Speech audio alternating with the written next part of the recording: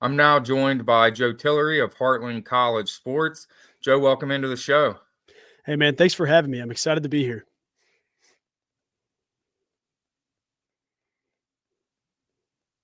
Yeah, absolutely. Joe, we met at Big 12 Football Media Days. Why don't you just introduce yourself and tell all the listeners who you are and what you do? Sweet. So, like Ron said, my name is Joe. I work for Heartland College Sports, and we cover the entire league. And it was really cool getting to meet a lot of the Cincinnati guys and some of the new league, the new teams joining the league. We cover, all different articles, news stories, news breaks, whether that be something specific to one team that day or just something that catches fire. And then as well as podcasts, we've got individual team pods for just about every team now. I know with 4 new teams and then 4 more new teams coming in, we're still figuring that out. But it's been a joy to cover the league and just be a part of, all the new growth in the Big 12. So, what was your initial reaction to the 4 new additions? Cincinnati, Central Florida, Houston, and BYU. Honestly, I was stoked. I talked about it a little bit with a buddy of mine, just getting more schools in that have an act like a real passion for college sports beyond just like the immediate, I don't know how to say cornerstone type schools. Not to say that the 4 aren't, or like whatever the case is in that front, but it's like there's a lot of schools in college athletics now where it's like this is a breeding ground for NFL players or NBA players where you lose a little bit of that like the nitty-gritty excitement for college sports. And all 4 of the new schools have that, the same way that the rest of the teams in the Big 12 do.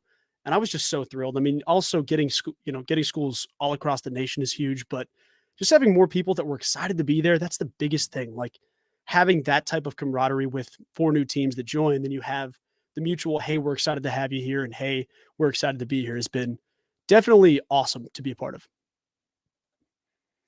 So you're obviously a Kansas State guy. Of the 4 new additions, which one are you looking forward to the most, and maybe visiting or having come to Manhattan?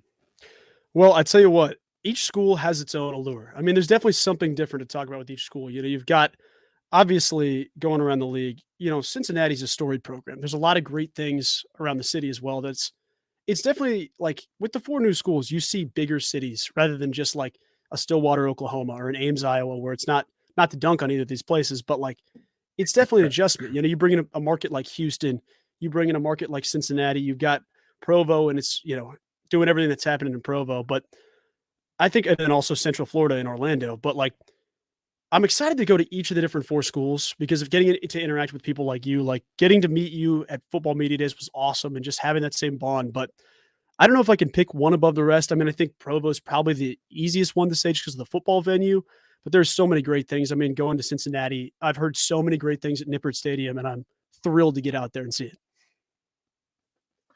So looking at the Big 12 venues, let the fans know your favorite basketball and favorite football venue and which places are must-sees within the conference.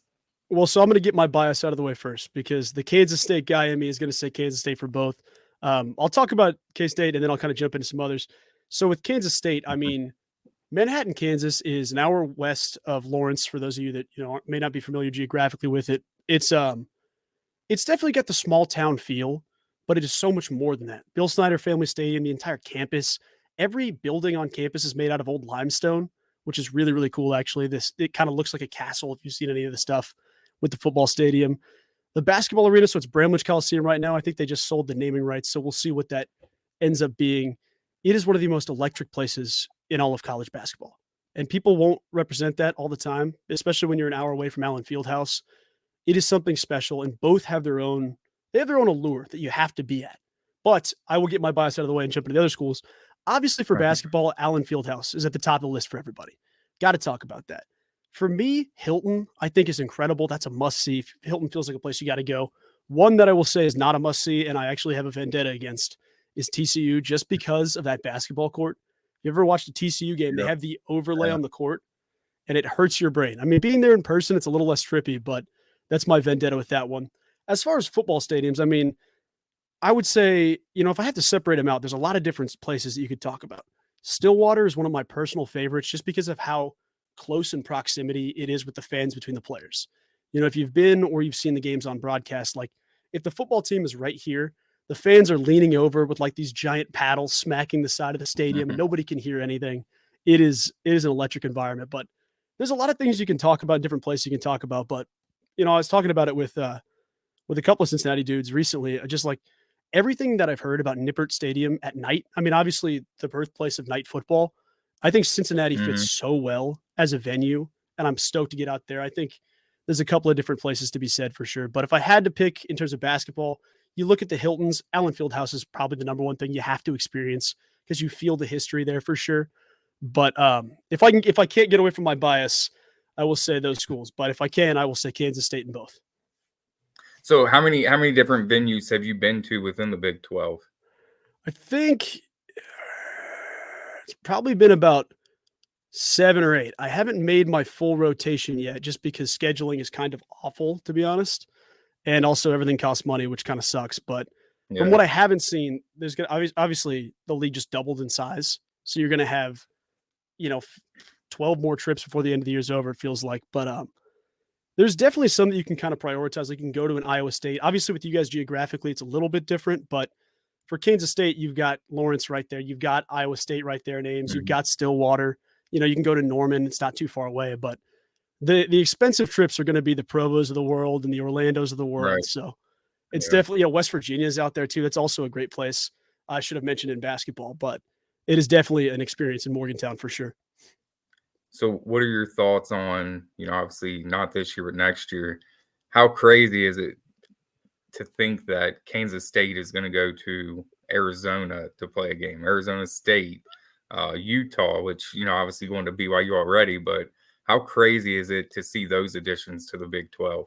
It is so wild. I just the work that Brett Yormark has done in this short of a time. I mean, he's been here for a little over a year and he's taken the league. Not that it was some just outcast league or thrown away or something crazy like that, but just the confidence that every team has in one another for the first time ever is incredible. And not to get away from your question, because Mhm. traveling out to, Tempe, out to, Provo, out to places like, anywhere in Utah, that's kind of a ridiculous thing for me to think about, let alone just traveling 2-3 hours down the road. This way you get to have a whole trip.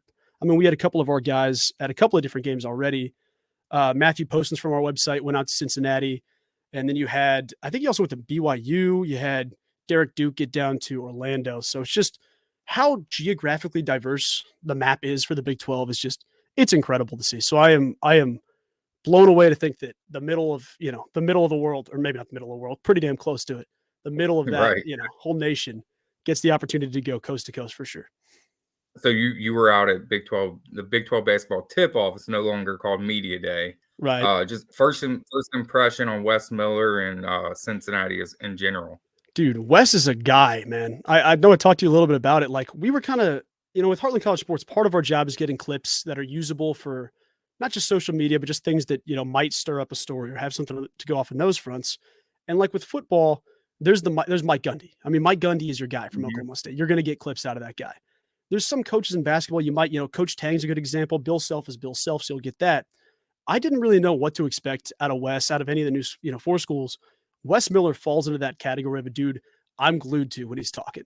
I mean, that dude seems really cool. And I think like he preaches a confidence that I don't know what I expected to hear, but he feels like a coach that's going to hit the Big 12, have success immediately in the league, and just start to. I mean, obviously Cincinnati's a storied program, but a coach that really feels like one of those dudes that hits the ground running, regardless of change, regardless of the roster. Kind of just feels like a consistent dude. But man, as a personality, that dude, I mean, you want to run through a brick wall for that guy for sure.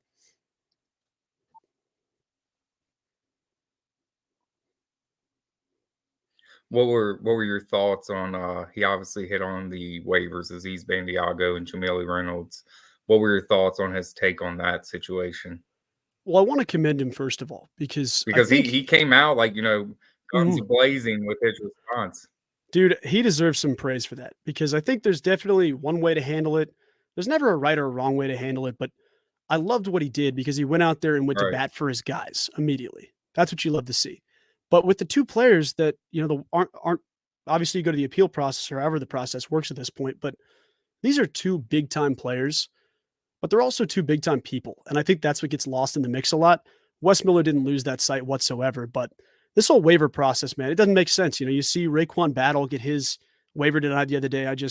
There needs to be a yes or no, a clear yes, you can play or a no, you can play rather than just having this, endless process that seemingly wizards decide on in the back of some room. We don't know what's going on with it. Right. Yeah. Wes had another press conference today, and he brought up the same thing again. It's that these kids made life decisions basically on to come to Cincinnati based on guidelines that were laid out for them that you had to meet. I think it's 8 or 9 different boxes you have to check in order to be eligible as a second time transfer.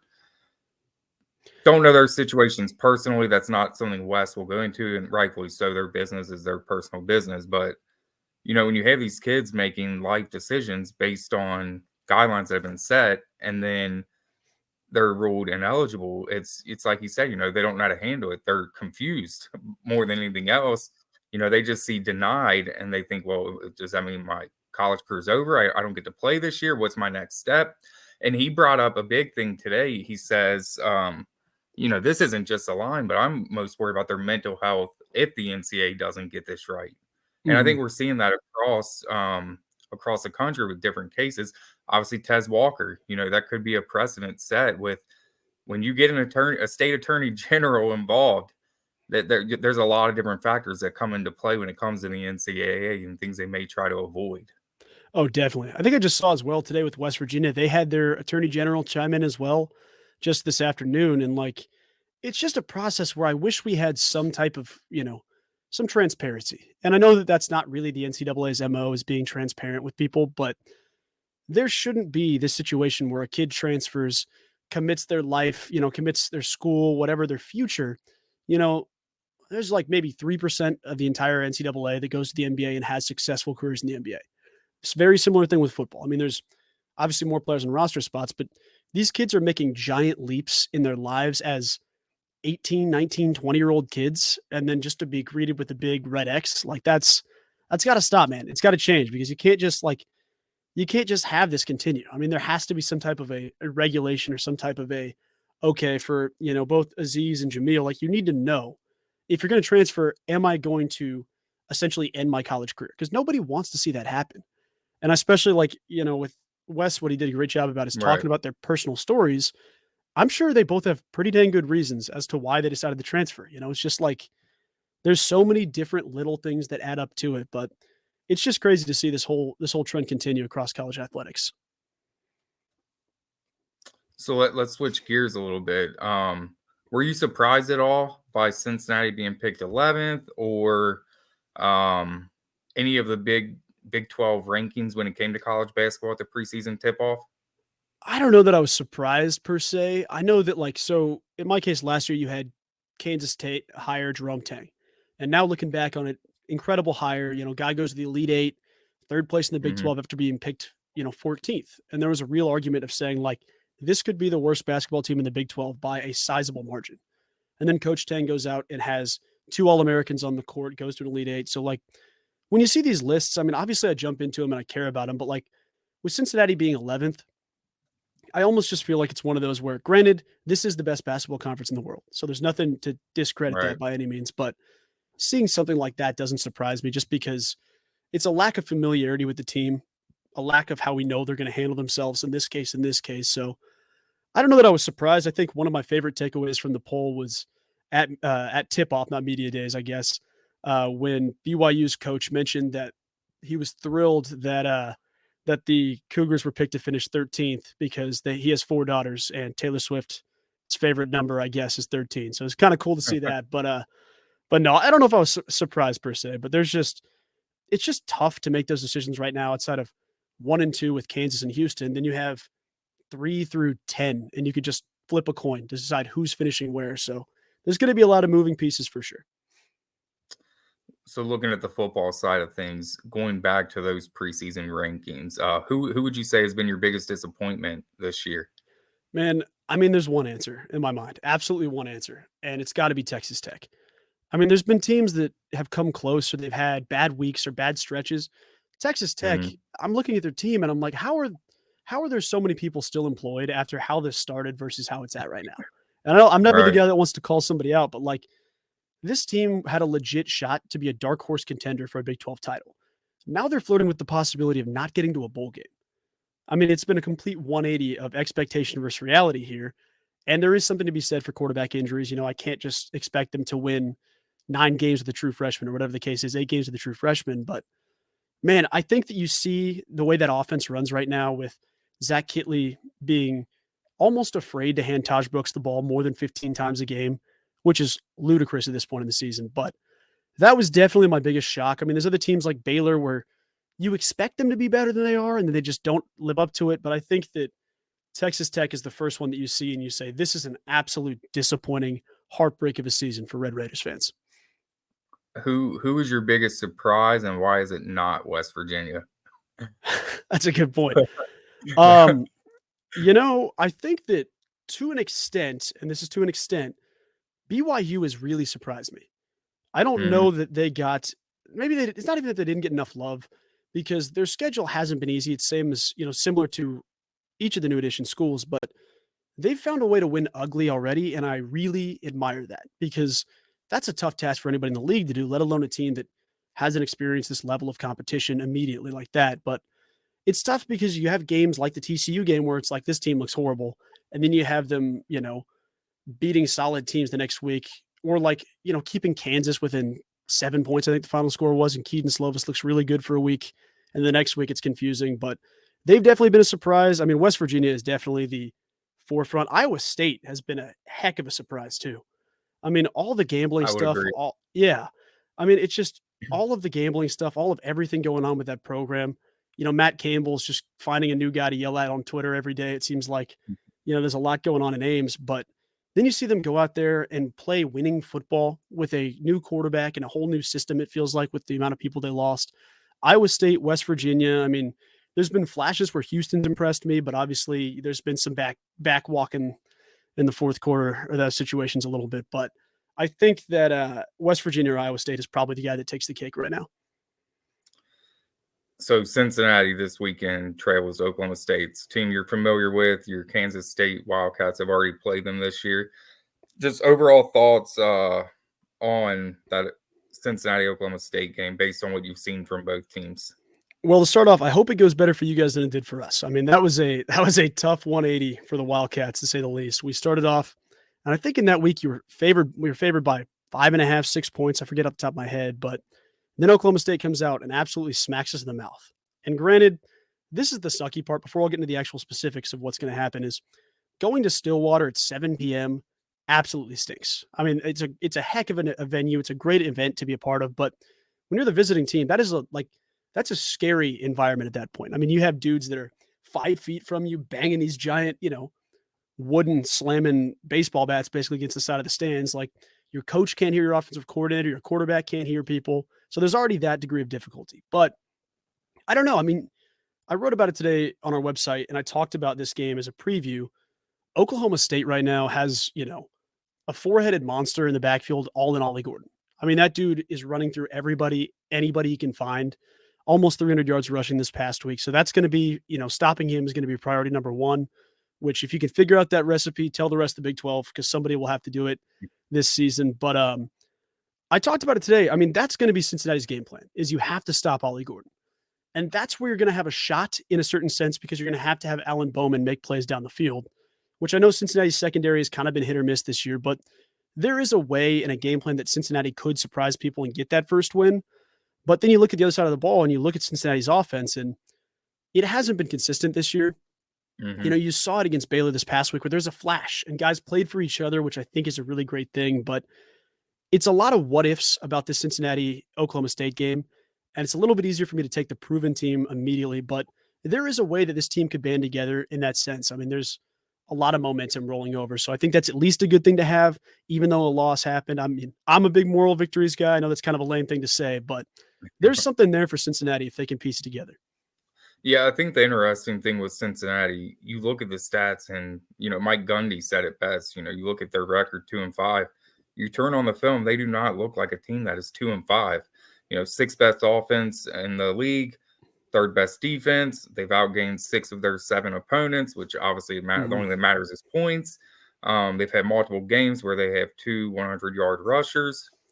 It's kind of mind-boggling though, where you wouldn't think that when you take the stats into account that this is a 2-5 team.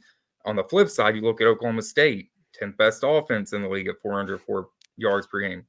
second to last in defense at 405 yards per game. But yet they're one of the top 3 teams in the league right now.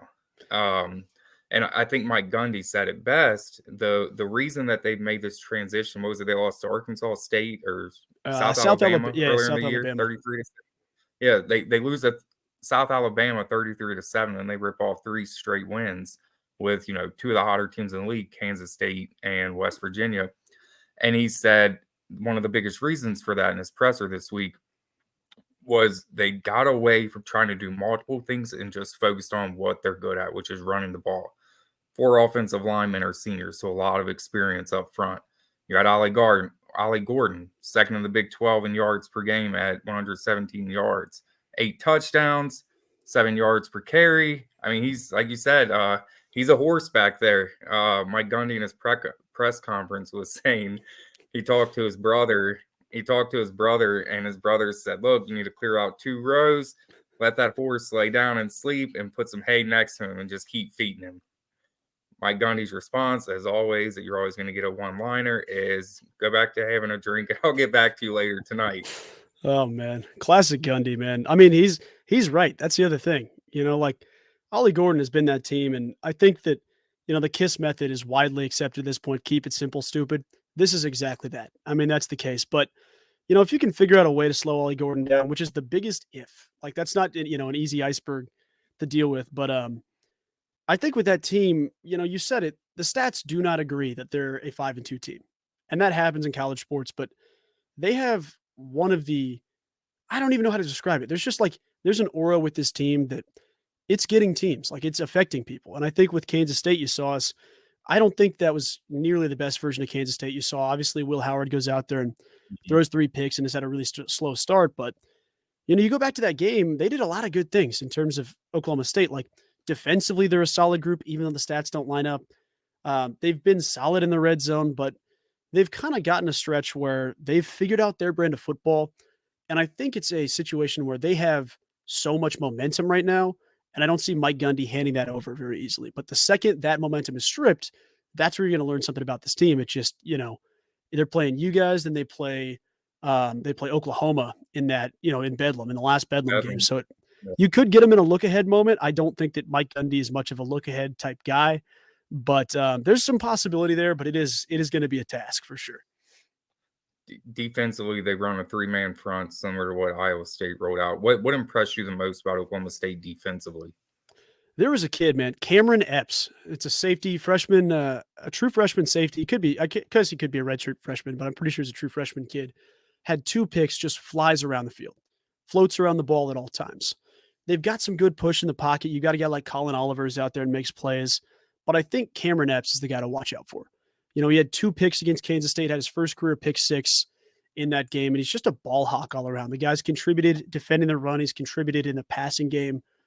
It's a dangerous spot when you have a quarterback that's like that wants to force the ball down the field to an extent, which really bit Kansas State in that sense, because this kid he's jumping routes. He's floating around the football, and that is a dangerous sign, but they're gettable for sure. But they have that same, strong Mike Gundy bend, don't break mentality that is so, it's so iconic with him alongside. So you have to deal with that. But I think Cameron Epps is definitely the guy to watch for. He is an absolute problem for sure. So when Cincinnati ran the 3-3-5 under Marcus Freeman and then Mike Tressel, the biggest weakness for that defense, as good as they were, was run defense. Is this an Oklahoma State defense that, with Cincinnati having multiple guys that can run the ball extremely well? Is this the game where you think maybe they should rely more on the run than letting Emory throw the ball? Yeah, it has to be. And it's not about Emory in this case. I don't want to dunk on the guy or anything like that, but right. When you do have a quarterback that's still getting his feet under and figuring things out in the league, trust your run game, but especially in this game. I mean, Corey Conner's been a stud this year. He's got, he's averaging 5.5, 6 yards a carry off the top of my head. The guy is a stud back there. And I think you see him make plays in the passing game as well as the run game, but there's going to be moments to get him involved on screen passes and just get him out wide. But if you can establish a run game, that's going to put a ton of pressure on Mike Gundy, because if it gets to a game where it's a West Virginia style game where you can kind of drag them down a bit, play ugly, win a tough game. Like Scott Satterfield's shown that in the past at different stops where he has the ability to win ugly. And I know that ugly might not be the best word to say, but if you could establish a run game there, get some guys in the backfield going, get Emory Jones involved in that as well. Like there is definitely an element because in the Kansas State game, the most successful thing for us was actually the quarterback run. So that's it bodes well. Will Howard, I think, was the leading rusher in that game with 100 and something yards. There's definitely an element of the middle of the field's got some openings in it for sure. So if you can get the right running back core in and Emory Jones involved in that, I think there's definitely some element. And then you take some of the clock too. So that's also a big thing. Don't let their offense drag you down for 12 minutes at a time down the field. So it switches things up a little bit. You kind of hit on it earlier, but what are some of the biggest challenges of playing at Oklahoma State, especially in an environment where it's a night game? It's homecoming. Scott Satterfield mentioned everyone's gonna be feeling good. So what are some of the challenges of playing in that environment at night? Well, you'll definitely talk about the fans first because that is the element. I mean, these guys have been, they've been in the parking lot drinking since 9 a.m. Doesn't matter if this is a 7 p.m. game; these dudes are ready to roll. So you got to deal with the screaming fans element, but the proximity is one thing that gets talked about a lot. And I don't want to just keep hammering that, but it is really like from me to this couch is how close the fans are. If I'm, on the football field, it is so close. So you have to adjust to a whole different level of communication because that's where it's tested. And if you are a team that's had any issues with miscommunicating, it's going to show again in Stillwater for sure. Mm-hmm. But the fan base, like they know how much of an asset they are to the game. That is the toughest part I've ever seen is when fans know they can control the game or put an emphasis on the game. That's where it gets dangerous because your offense goes out there and it's the loudest the stadium's going to be the entire time. And you can make the argument that most fan bases know that, but there's something about Stillwater where they know, okay, hey, if our defense is going to get off the field here, I have to be screaming my voice out. I cannot have a voice on Monday if this football team's going to win. So they take it personal with every game for sure. So I think that's probably the biggest adjustment, as well as just, Mike Gundy established that place. Like, and not established the place, but like they revamped it. I mean, I think it's Boone's Pickens Stadium off the top of my head. It's really taken a step forward in terms of Big 12 home environments just in the last decade. So it's definitely a cool place to be. Are you going to be on? I know it's kind of a trip. Are you on hand for that game or are you watching? I'm up in the air. I know I'm going to be in Kansas City Friday, but I'm not sure if I'm going to make that drive up there on Saturday or not. So up in there, I'd love to go just to experience the venue more than anything. Is it worth it? Like, what's the drive like up there? Stillwater. I mean, from Manhattan is usually where I was leaving from, so the middle of Kansas. I think it felt like it's about 3 hours, 4 hours from Manhattan. So I assume Kansas City is probably closer to the 5 range. Could be wrong in that front. I would bet 4 or 5 is probably what you're looking at, which is still a hike. Is the venue worth it? To go experience a night game there. Dude, I think it is. Absolutely. Yeah. I mean, there's the entire thing about Nip at Night. They've got a lot of great things in that with Cincinnati. This is a place that it's rocking. I mean, it's absolutely rocking, especially when they have a team that's capable of winning out and getting to a Big 12 title game. Will it happen? I'm not sure. I know that Oklahoma is a huge task, but it's going to be peak form Stillwater. So if you can get down there, it's definitely worth it. There's some cool restaurants to check out as well. And there's all kinds of people on Twitter that'll chime in and give you the exact, bar hopping scenario of where you're heading from. So, well, we'll end on this, Joe. Just what are your predictions for the rest of the season? Who are your favorites for the Big 12 championship game, and who do you like for players of the year? Well, I think immediately it's tough to look past a team like Oklahoma, and it's tough to look past a team like Texas. I think one thing we saw this past week did change something drastic. I feel like at this point, because if Oklahoma State is going to beat Oklahoma, we have to have a whole different conversation. But I don't think I'm the guy that's going to go out on a limb and say they're going to beat Oklahoma. I feel like Brent Venables is going to know how to handle that a little bit better than the previous season, but I'll take Oklahoma as my early entry. They're going to be, the top seed in my mind for Arlington. But the game in week 10 between Kansas State and Texas, that is a great implication of deciding who's going to be there. Because if you go through there, and now like the extra element of it is the game's in Austin, so that's one thing you got to overcome that. Kansas State playing better football, just shut out TCU the other day. They figured out some quarterback stuff, putting in true freshman Avery Johnson, but Quinn Ewers going down in that game against Houston is massive. And I never want to, wish any ill will on the person, but with a sprained AC joint, it's probably not a 2-week injury. You're going to be out for a couple of weeks. And obviously the guys behind him, and Malik Murphy is a stud. We might see Arch Manning. I don't have high hopes of seeing Arch yet. I think it'll probably be Murphy more than likely, but that week 10 game between K-State and Texas is going to be big.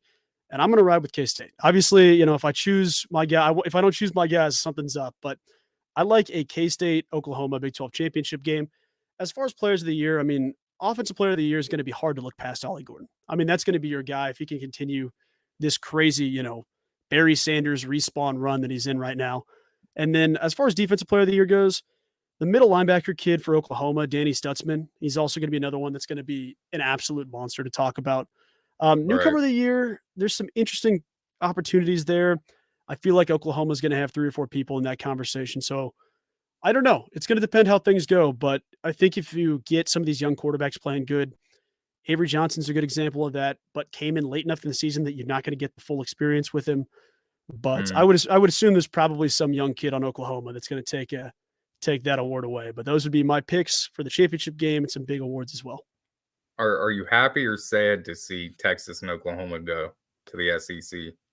I don't know if I've actually thought about it too much. I mean, I've thought about the loss and that stinks, but like, I don't know, man. I think like seeing you guys come in and then seeing 4 more teams next year come in, like this is the most, interlocked this league has ever been. So you lose a team like Oklahoma, you lose a team like Texas. Obviously, there's a sentimental nostalgia aspect. You're like, dang it, that sucks. But Yeah. if you're wanting out, who am I to keep you here? Because it doesn't feel like this train's going to explode without you. That's kind of where I'm at right now. So I know that, Texas, you're going on 13 years since winning the Big 12 championship, whatever the Yep. case is. And then Oklahoma, obviously the success they've had there, they deserve it. But I don't think I'm that sad. I feel like it's exciting to see where teams emerge. And then you bring in great examples for the league. You bring in great teams. Obviously, you've got Utah joining next year. Colorado and the Deion Sanders thing already. Like, you want to talk about the marketing loss or the money lost with losing Oklahoma and Texas. You bring in a guy like Deion Sanders. I mean, Mhm. what are we doing? What are we doing? You got the exact guy that's going to bring in multiple millions of dollars. You get Jerome Tang on the basketball court. There's some of this influence that I don't think the league is losing. So I'm bummed for the college football fan in me, but I don't know. I mean, I think that that's their decision. If they wanted to leave, then they weren't good fits for the Big 12. That's probably what I'd say in that front. Well, and I think I'm glad you brought up Deion Sanders because a program like Cincinnati, fans are so used to winning. They're not used to seeing a 2-5 season. And I think a lot of them don't put things into perspective that this was a rebuilding year, regardless of whether Luke Fickell was here, Scott Satterfield was here, or anyone else was the head coach. Mhm. And then you look at a program like Colorado, look at all the high level kids that Deion Sanders brought in. He's even struggling with the transition. Obviously, a lot of talent, very fun team to watch. They're competitive.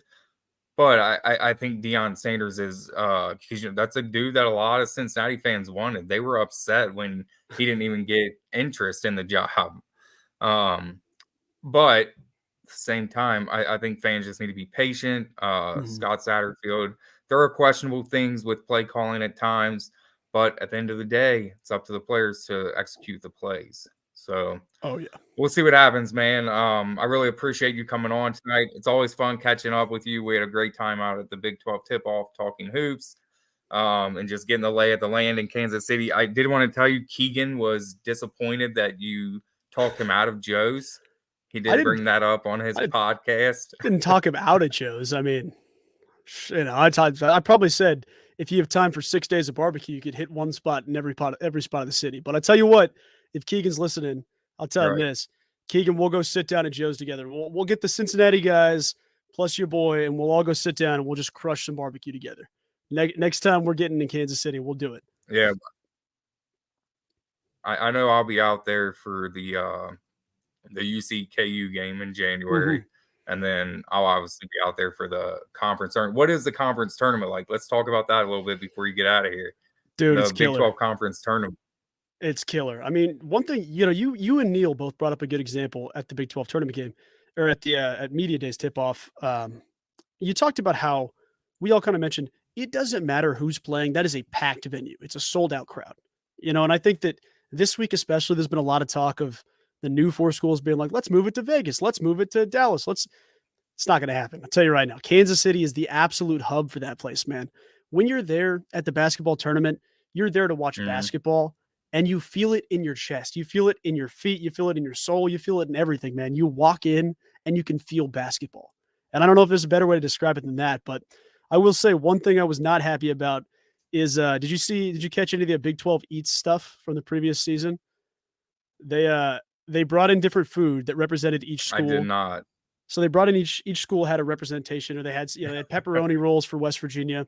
They had some type of mac and cheese barbecue for Kansas, and then K State they brought in the Wabash Cannon Dog, and it was a hot dog with purple relish, and it looked like the most disgusting thing of all time. Didn't taste that bad, but I just wanted everybody to know I'm not happy about that. So if you go to the Big 12 tournament, and there's a Wabash Cannon Dog there. I'm not answering for the Big 12 on that one. We're going to figure that out together. Are you going to try Skyline if they have that at the Big 12 tournament? Got to. Hey, you know what? Yeah. I'll try anything. I'm ready for it. I'm excited for it. There's been a lot of conversation about it. I think you saw a couple of coaches talk about being Skyline guys. Scott Drew mentioned something on those lines. Yep. I'm excited, man. I'm also interested to try the cinnamon roll mixed in with the chili stuff. I gotta get a little bit of that aspect and see what that's all about. So I'm excited to be a part of it. I think that's an Iowa State thing. So I've heard so much on Twitter where people are talking about yes cinnamon rolls, no cinnamon rolls. So shoot, I'll try anything once. We'll figure it out. See what's better. Right. So so that's what they called the Iowa State Cincinnati game, the Chili Bowl. Oh, right, the Chili Bowl. Cincinnati obviously has Skyline, but it's not really chili. It's more of a chili sauce. Mm-hmm. It's more of a meat sauce than actual chili. Hey, that sounds like it's right up my alley. The less beans, the more meat. I mean, that's a good day right there. I'm ready for that one. Right. And then Iowa State, I guess, mixes a cinnamon roll on top of their chili, and that's where the debate came. But since neither here nor there, but Bearcats fans, don't come for me on that one. So if I'm putting a cinnamon roll in your mouth for that one, I apologize, guys. So don't come after me for that one. All right, Joe. Well, it's been fun talking to you, man, and we'll catch up soon. I'm sure I'll have you back when Cincinnati plays K-State in basketball, and we'll get together again sometime soon. Sounds like a plan, man. Good luck with everything. You're killing it. I appreciate you having me on. Yeah, absolutely. Appreciate you as well.